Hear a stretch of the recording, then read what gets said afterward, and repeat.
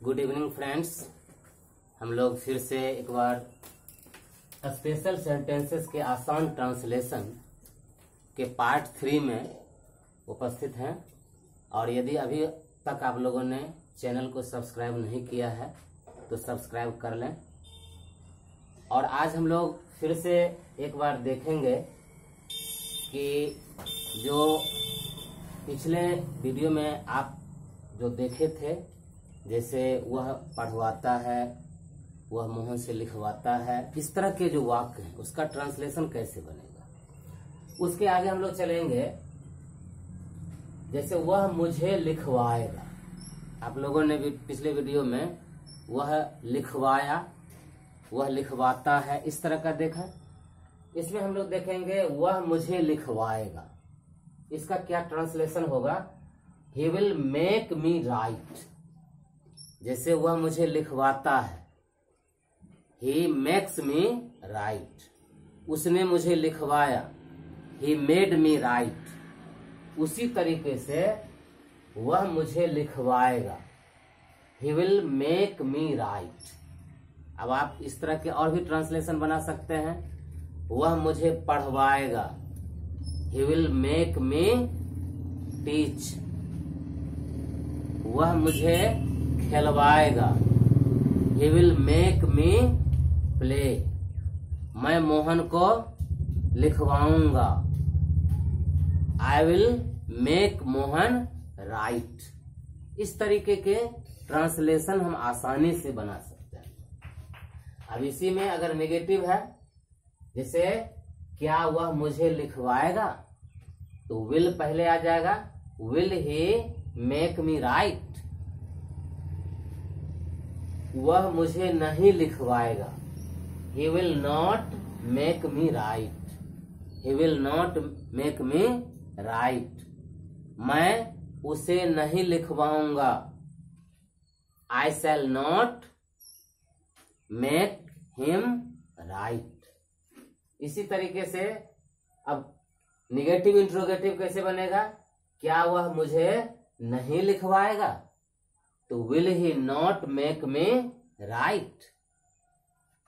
वे लोग मोहन को पढ़वाएंगे, they will make Mohan read. इसी में क्या वे लोग मोहन को पढ़वाएंगे, will they make Mohan read. क्या वे लोग मोहन को नहीं पढ़वाएंगे, will they not make Mohan read. इस तरीके से अब इसमें अगर हम चाहेंगे व्हाट, व्हेन, वेयर लगा के बनाना, उसको भी बना सकते हैं। जैसे वह मुझे कब लिखवाएगा, तो when will he make me right. क्या हो जाएगा, यहां व्हेन लग जाएगा। When will he make me right, when will he make me right। इस तरीके का बन जाएगा। अब इसी में where अगर लगाना है, तो वह मुझे कहाँ लिखवाएगा, तो where will he make me right।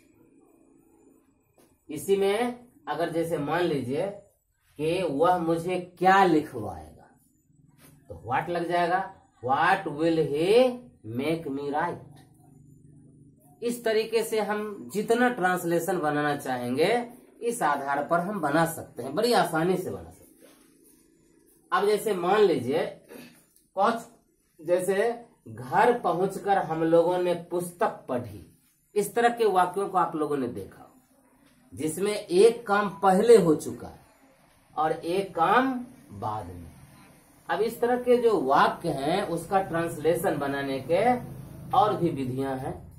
उसमें हैविंग और उसके बाद V3 का प्रयोग करके, जिसको पार्टिसिपल रूप कहते हैं, हैविंग में V3 का प्रयोग करके, जैसे घर पहुंचकर हम लोगों ने पुस्तक पढ़ी, having reached home we read a book. अब इसी तरह का ट्रांसलेशन आप बना सकते हैं। विद्यालय पहुंचकर मैंने क्रिकेट खेला। Having reached school we played cricket. अब जैसे बाजार पहुंचकर मैंने कलम खरीदा। Having reached market we bought a pen. इस तरीके का वाक्य बना सकते हैं। तो जैसे क्रिकेट खेलकर वह पढ़ने विद्यालय गया, ये थोड़ा सा लंबा है, इससे भी लंबा हम बना सकते। क्रिकेट खेलकर वह पढ़ने विद्यालय गया। Having played cricket he went to school to read. अब जैसे मान लीजिए घर आकर मोहन ने सोहन से झगड़ा किया। घर आकर मोहन ने सोहन से झगड़ा किया। अब इसका कैसे ट्रांसलेशन बनाएंगे, इसको हम लोग देख लेंगे। घर आकर मोहन ने, अब घर आकर में क्या हो जाएगा, having reached home. Having reached home, या घर लौटकर यदि है तो हैविंग रिटर्न्ड होम है, जो भी है तो क्या हो जाएगा, having reached home Mohan quarrelled Sohan. घर पहुंचकर मोहन ने सोहन से झगड़ा किया। अब इस तरह से और भी बना सकते हैं, जैसे घर पहुंचकर उसने मोहन को गाली दी। तो having reached home he abused Mohan. Having reached home he abused Mohan. इस तरीके से वाक्य बना सकते हैं। घर पहुंचकर, खाना खाकर, क्रिकेट खेलकर, हैविंग में हम लोग V3 का प्रयोग करके इस तरीके के वाक्यों को आसानी से बना सकते हैं। अब बहुत सारे वाक्य हैं। अब जैसे मान लीजिए कि इससे पहले जो हम लोग बनाए थे उसको थोड़ा सा और आगे लेकर के चलते हैं, आपको और भी इंटरेस्ट आएगा ट्रांसलेशन में। जैसे अभी कभी कभी एक्टिव से पैसिव वॉइस में आपको ट्रांसलेशन दिया गया।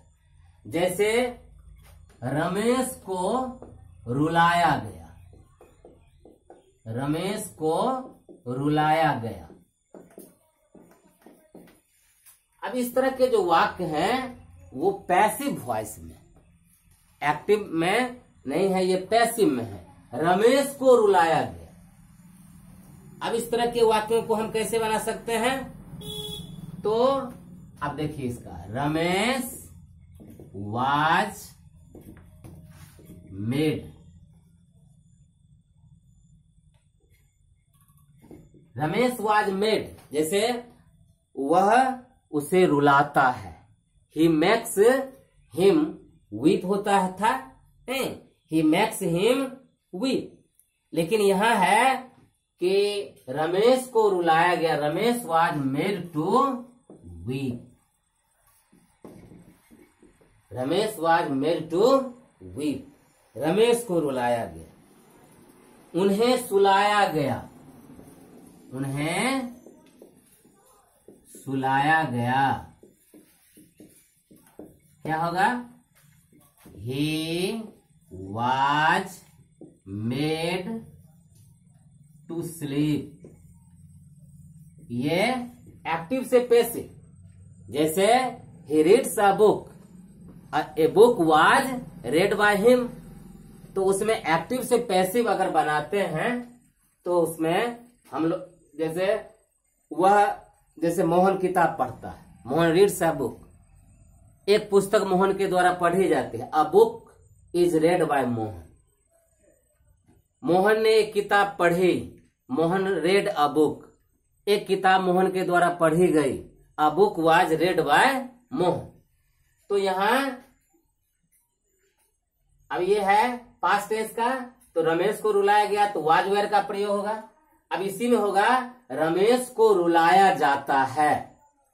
रमेश को रुलाया जाता है, ये रमेश है, यहां रमेश। तो रमेश को रुलाया जाता है तो क्या हो जाएगा, Ramesh is made to weep. Ramesh को रुलाया जाता है, Ramesh is made to weep. Ramesh को रुलाया गया, Ramesh was made to weep. अब इसी में हो जाएगा कि रमेश को रुलाया जाएगा, रमेश को रुलाया जाएगा। अब इसमें क्या हो जाएगा, तो Ramesh will be made to weep. Ramesh को रुलाया जाएगा, रमेश को रुलाया जाएगा।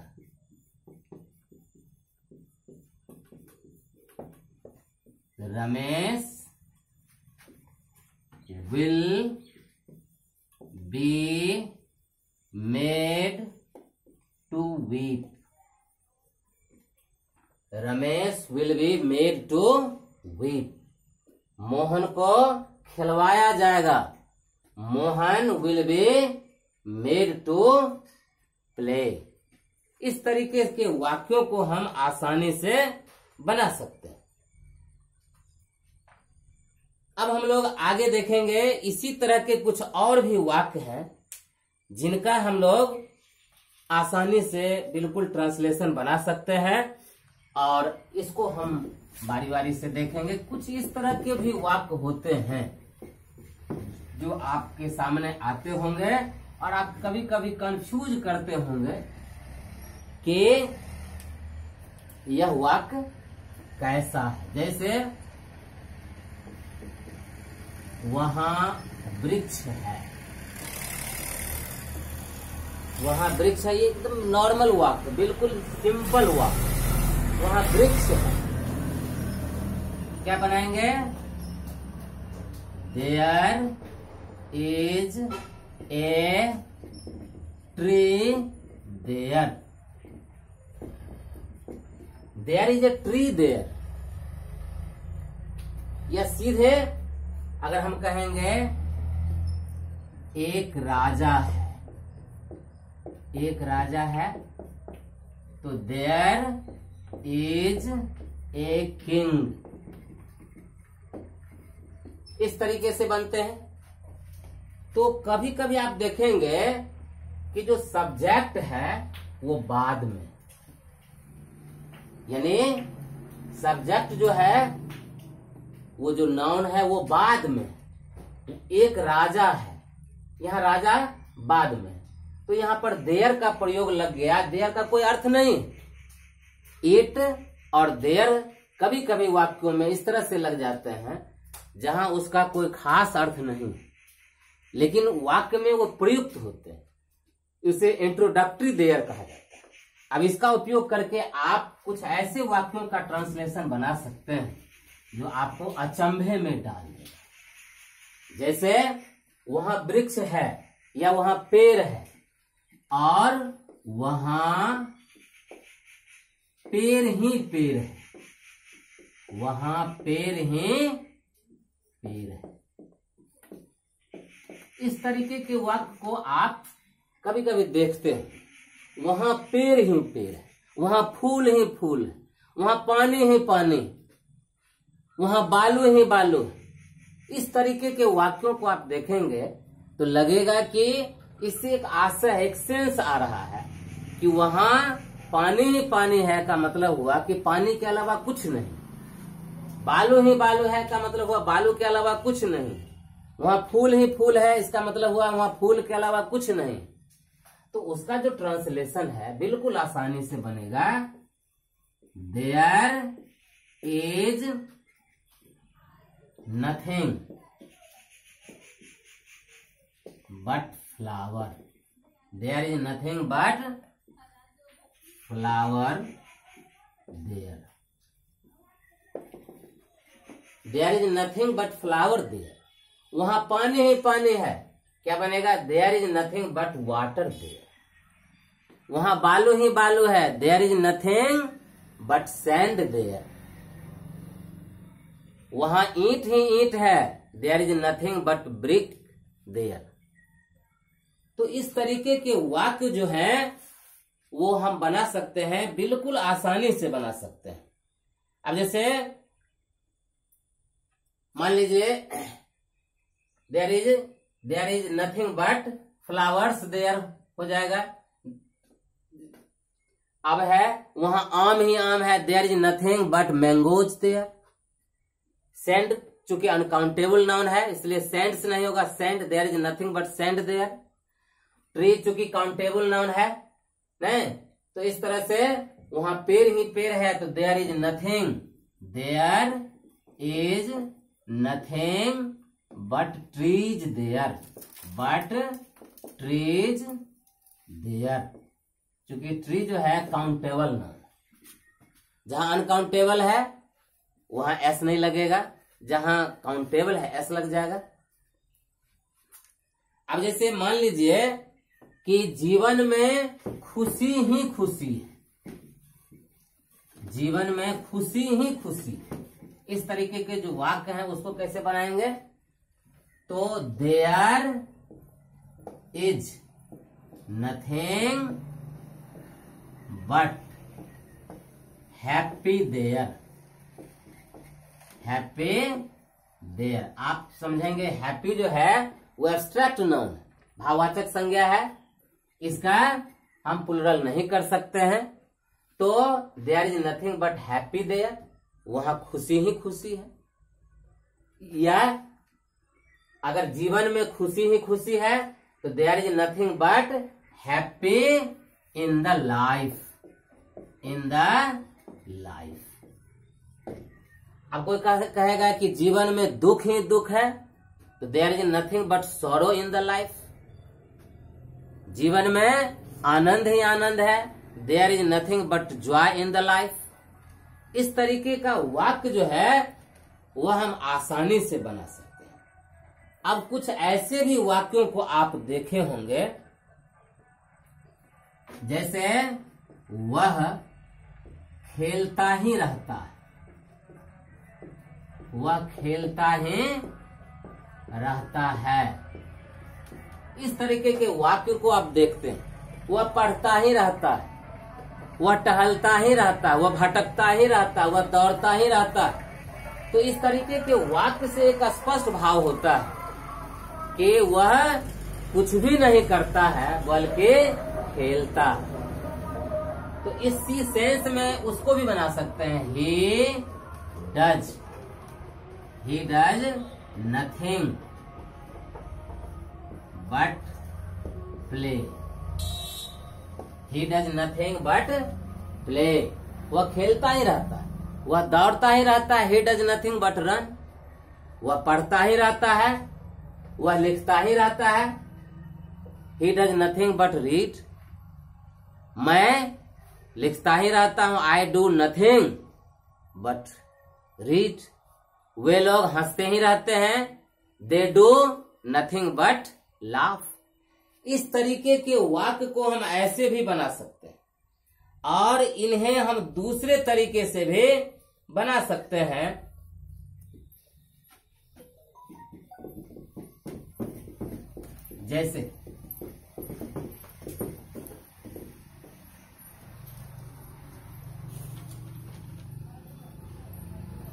जैसे वह रोती ही रहती है, इसको हम दूसरे तरीके से भी बना सकते हैं, वह रोती ही रहती है।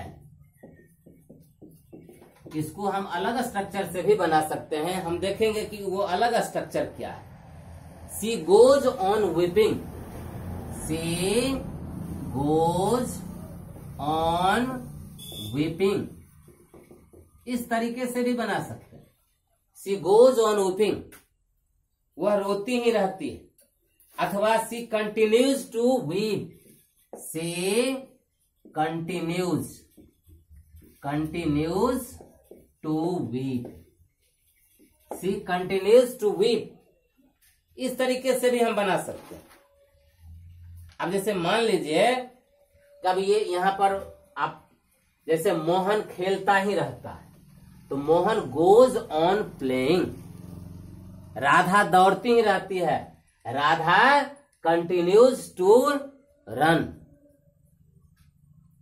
मोहन हंसता ही रहता है, मोहन गोज ऑन लाफिंग अथवा मोहन कंटिन्यूज टू लाफ, इस तरीके से बना सकते हैं। जैसे राधा नाचती ही रहती है, राधा नाचती ही रहती है, राधा नाचती ही रहती है, क्या हो जाएगा?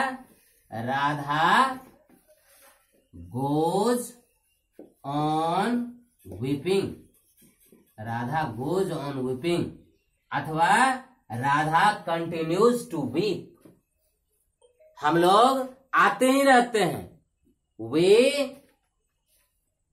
कंटिन्यू टू कम या वे गो ऑन कमिंग, इस तरीके के वाक्यों को हम आसानी से बना सकते हैं।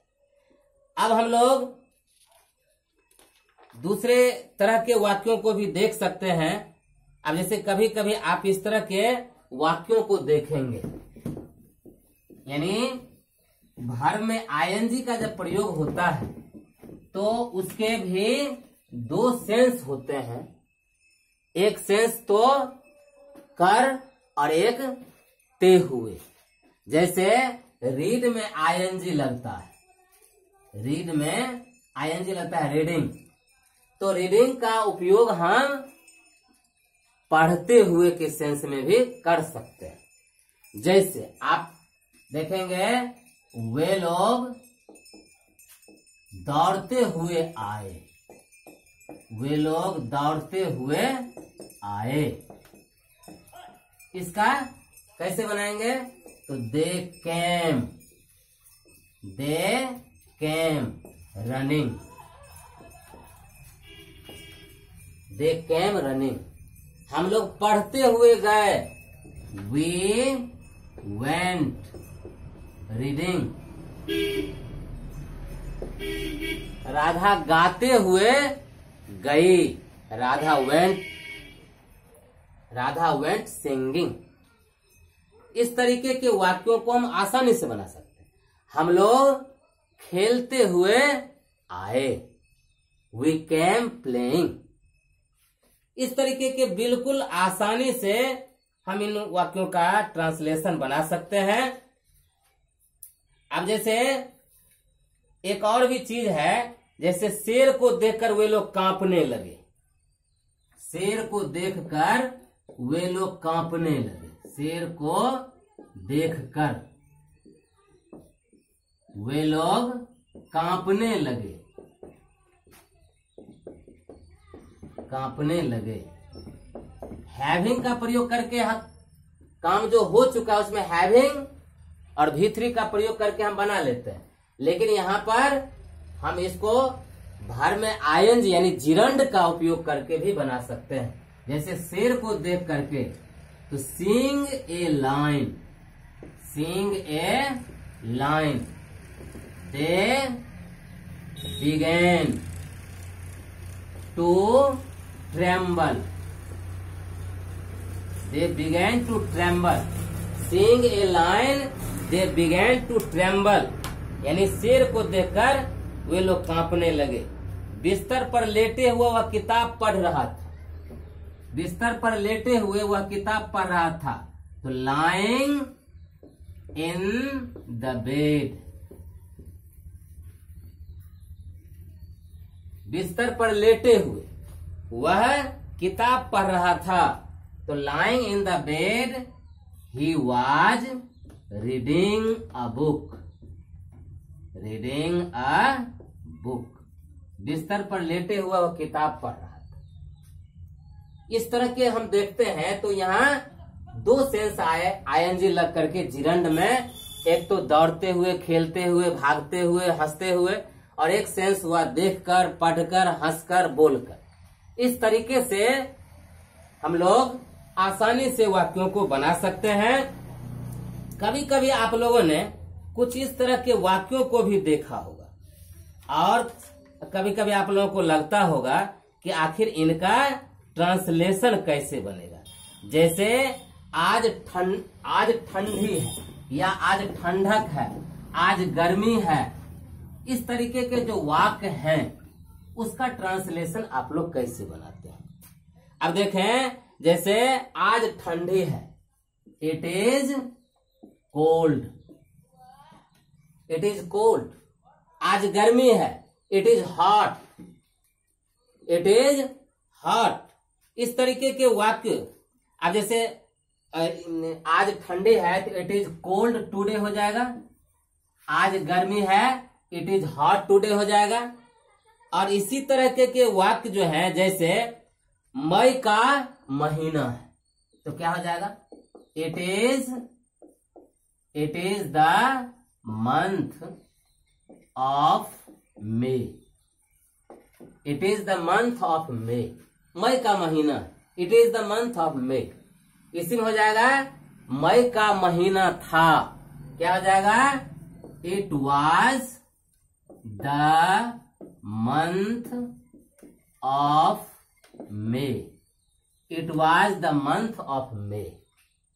अब मई का महीना होगा, क्या हो जाएगा, it will be the month of May. मई का महीना होगा, दिसंबर का महीना होगा, it will be the month of December. तो इस तरीके के वाक्यों का आसानी से हम ट्रांसलेशन बना सकते हैं। आज का समय खत्म हो रहा है। चैनल को सब्सक्राइब करें, लाइक करें, कमेंट्स करें और शेयर करें। फिर अगले वीडियो में हम लोग और भी स्पेशल वाक्यों के ट्रांसलेशन को देखेंगे। आप सभी को बहुत बहुत धन्यवाद।